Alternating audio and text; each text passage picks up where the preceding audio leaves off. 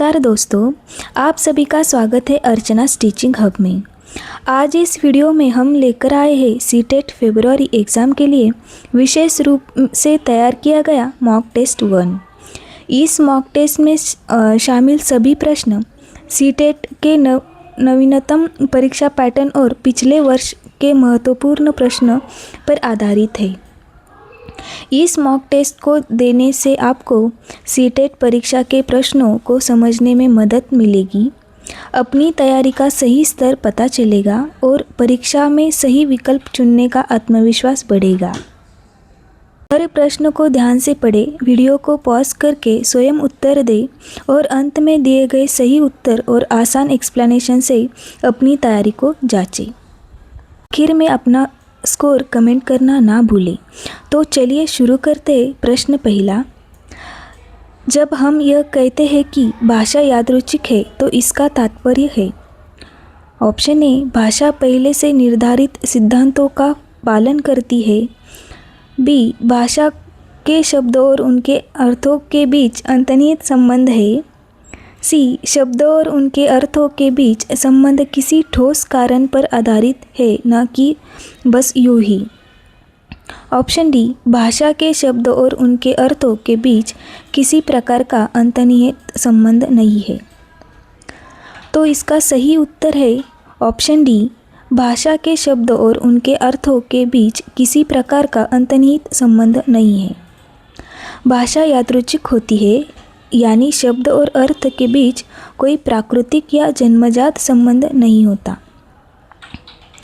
प्रश्न दूसरा, किसी टॉपिक पर मंथन करने के बाद भी एक बालिका अपने आप से अनुच्छेद नहीं लिख पा रही है, हालांकि वह स्वयस्क या सहपाठी के मार्गदर्शन में लिख लेती है। इस प्रकार के मार्गदर्शन को क्या कहते हैं? ऑप्शन ए, टीम शिक्षण। ऑप्शन बी, मदद। ऑप्शन सी, सहपाठी शिक्षण। ऑप्शन डी, सहपाठी परामर्श। तो इसका सही उत्तर है ऑप्शन बी, मदद, मीन्स स्केल फोल्डिंग। जब शिक्षक या सहपाठी अस्थायी सहायता देकर बच्चों को सिखाने में मदद करते हैं, उसे स्केल फोल्डिंग कहते हैं। प्रश्न तीसरा, भाषा अर्जन केवल तभी घटित होता है जब। ऑप्शन ए, बच्चों को भाषा का परिवेश दिया जाए। ऑप्शन बी, बच्चों को व्याकरण के नियम सिखाए जाए। ऑप्शन सी, बच्चों को अनुवाद करने का अभ्यास करवाया जाए। ऑप्शन डी, बच्चों को पठन के अवसर दिए जाए। तो इसका सही उत्तर है ऑप्शन ए, बच्चों को भाषा का परिवेश दिया जाए। भाषा अर्जन के लिए सबसे आवश्यक है प्राकृतिक भाषा परिवेश। प्रश्न चौथा, निम्नलिखित में से कौन सा कथन पाठ्यपुस्तक के बारे में सही है? ऑप्शन ए, पाठ्यपुस्तक का स्थान कोई दूसरा नहीं ले सकता। ऑप्शन बी, पाठ्यपुस्तक का अध्यापन और विद्यार्थी के लिए एकमात्र महत्वपूर्ण सामग्री है। ऑप्शन सी, यह पाठ्याचार्य में उल्लेखित उद्देश्यों का प्राप्त करने में मदद करती है। ऑप्शन डी, ये सत्र के लिए शैक्षणिक गतिविधियों की योजना है। इसका सही उत्तर है ऑप्शन सी, ये पाठ्यचर्या में उल्लेखनीय उद्देश्यों को प्राप्त करने में मदद करती है। पाठ्यपुस्तक पाठ्यचर्या के उद्देश्यों को प्राप्त करने का साधन होती है, ना कि एकमात्र स्रोत। क्वेश्चन 5, आप कक्षा 5 के अध्यापक हैं। आपके विद्यार्थियों को पाठ्य सामग्री अच्छे से पढ़ने के लिए कहा है। उसके बाद आप संदर्भ और प्रसंग को ध्यान में रखते हुए प्रश्न के उत्तर देने के लिए कहते हैं। इस प्रक्रिया के द्वारा आप विद्यार्थियों को किस तरह के पठन के लिए प्रोत्साहित कर रहे हैं? ऑप्शन ए, गहन पठन। ऑप्शन बी, विस्तृत पठन। ऑप्शन सी, बारीकी से पठन। ऑप्शन डी, सरासरी और तौर पर पठन। इस प्रश्न का सही उत्तर है ऑप्शन ए, गहन पठन। संदर्भ और अर्थ पर आधारित प्रश्न के उत्तर देना गहन पठन कहलाता है। क्वेश्चन 6, किसी पाठ्य सामग्री से विशिष्ट सूचना निकालने के उद्देश्य से गहन पूर्वक या गहराई से उस पाठ्य सामग्री को पढ़ने का कौशल्य बोध है। ऑप्शन ए मूल्यांकन परक, ऑप्शन बी वैश्विक, ऑप्शन सी स्थानिक, ऑप्शन डी निष्कर्षात्मक। इसका सही उत्तर है ऑप्शन सी स्थानिक। विशिष्ट सूचना निकालने के लिए एक पढ़ना मीन्स लोकलाइज रीडिंग कहलाता है। क्वेश्चन 7, व्याकरण पढ़ाने का निदानात्मक उपागम अनुशासन करता है कि हमें सबसे पहले ऑप्शन ए ड्रिल के माध्यम से अभ्यास करवाना चाहिए, ऑप्शन बी उदाहरण प्रस्तुत करने चाहिए, ऑप्शन सी नियम प्रस्तुत करने चाहिए, ऑप्शन डी वास्तविक संप्रेषण प्रस्तुत करना चाहिए। इस प्रश्न का सही उत्तर है ऑप्शन सी नियम प्रस्तुत करने चाहिए। निगमनात्मक विधि में पहले नियम फिर उदाहरण दिए जाते हैं। क्वेश्चन 8, डैश तथ्यों से कहीं आगे जाकर अनुमान लगाने का तरीका है।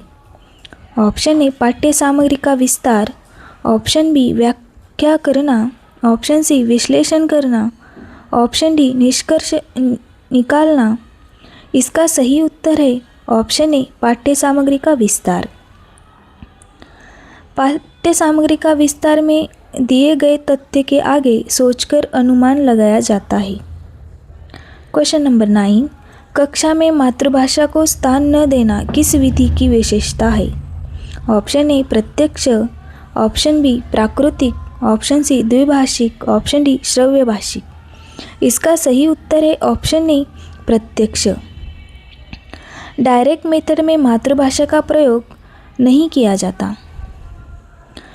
क्वेश्चन नंबर 10, एक अध्यापक होने के नाते आप एक बच्चे की उसके कुल भाषा प्रयोग के लिए प्रशंसा करते हैं, यद्यपि उसने कुछ शब्दों की वर्तनीय गलत लिखी है। आप कक्षा में किस उपागम का प्रयोग कर रहे हैं।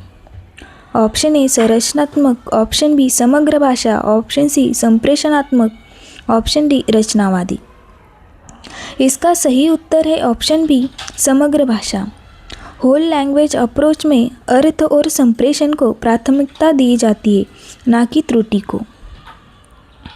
क्वेश्चन नंबर 11, एक भाषा अध्यापक को चाहिए कि वह शिक्षार्थियों को स्वच्छंद लेखन के लिए प्रोत्साहित करे, क्योंकि स्वच्छंद लेखन का शिक्षार्थियों के लिए लाभ है। ऑप्शन ए अपनी प्रथम भाषा के लिखित स्वरूप के गुणधर्म समाविष्ट कर सकते हैं, ऑप्शन बी यह प्रवाह के साथ और रचनात्मक तरीके से लिखने के लिए प्रेरित करता है, ऑप्शन सी लिखने या न लिखने के लिए स्वतंत्र होते हैं, ऑप्शन डी वे अधिक सटीक लिखने पर ध्यान नहीं देते। इसका सही उत्तर है ऑप्शन बी यह प्रवाह के साथ और रचनात्मक तरीके से लिखने के लिए प्रेरित करता है। स्वच्छंद लेखन रचनात्मकता और लेखन प्रवाह को बढ़ाता है।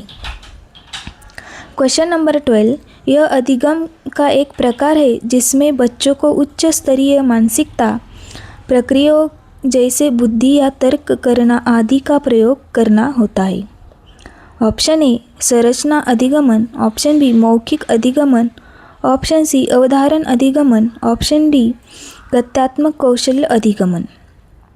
इसका सही उत्तर है ऑप्शन सी अवधारणा अधिगमन। कंसेप्ट लर्निंग में तर्क, विश्लेषण और सोच की आवश्यकता होती है। क्वेश्चन नंबर 13, निम्नलिखित में से कौन सा कक्षाई अभ्यास विद्यार्थियों के मौखिक भाषा के विकास में मदद करेगा। ऑप्शन ए नए या अपरिचित शब्दों के सही उच्चारण का अभ्यास, ऑप्शन बी अध्यापक के साथ पाठ्य सामग्री का समावेश पठन, ऑप्शन सी कविता कंठस्थ कर लेना, ऑप्शन डी रोल प्ले में भाग लेना। तो इसका सही उत्तर है ऑप्शन डी रोल प्ले में भाग लेना। रोल प्ले से वास्तविक संवाद और मौखिक कौशल्य विकसित होता है। क्वेश्चन नंबर 14, आप हिंदी भाषा अध्यापक हैं और आपकी नियुक्ति पंजाब के एक प्राथमिक विद्यालय में होती है। अब चूँकि आप स्थानिक भाषा नहीं जानते तो आपको क्या करना चाहिए। ऑप्शन ए समुदाय को हिंदी सीखने के लिए प्रेरित करना। ऑप्शन बी हिंदी भाषी क्षेत्र में स्थलांतरण। ऑप्शन सी बच्चों की भाषा को संसाधन बनाकर शिक्षण प्रारंभ करना। ऑप्शन डी अंग्रेजी में संप्रेषण करना। तो इसका सही उत्तर है ऑप्शन सी बच्चों की भाषा और संसाधन बनाकर शिक्षण प्रारंभ करना।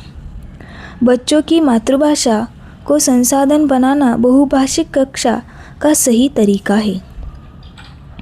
क्वेश्चन नंबर 15, भाषा अधिगमन में निदानात्मक परीक्षण का उद्देश्य क्या है? ऑप्शन ए प्रगति रिपोर्ट में अंक लिखना। ऑप्शन बी योगात्मक मूल्यांकन की योजना। ऑप्शन सी अभिभावकों को सूचित करना। ऑप्शन डी बच्चों की कठिनाइयों को पहचान कर उपचार करना। तो इसका सही उत्तर है ऑप्शन डी बच्चों की कठिनाइयों को पहचान कर उपचार करना। डायग्नोस्टिक टेस्ट का उद्देश्य सीखने की कमियों को पहचान कर सुधार करना है। तो साथियों, यह था सीटेट फरवरी एग्ज़ाम मॉक टेस्ट 1। उम्मीद है आपको यह मॉक टेस्ट और रिवीजन के लिए बहुत उपयोगी लगा होगा। अगर आपने ज़्यादातर प्रश्न सही किए तो बहुत बढ़िया, और अगर कुछ प्रश्न में गलती हुई है तो घबराने की ज़रूरत नहीं, क्योंकि यही मॉक टेस्ट आपकी असली तैयारी को मजबूत बनाएगा। अब आपकी बारी है। कमेंट बॉक्स में ज़रूर बताएं आपने इस मॉक टेस्ट में कितने प्रश्न सही किए। वीडियो पसंद आया हो तो लाइक करें, चैनल को सब्सक्राइब करें और बेल आइकॉन दबाएं ताकि सीटेट में जुड़े कोई भी अपडेट आपसे मिस ना हो। तो मिलते हैं अगले वीडियो में। धन्यवाद।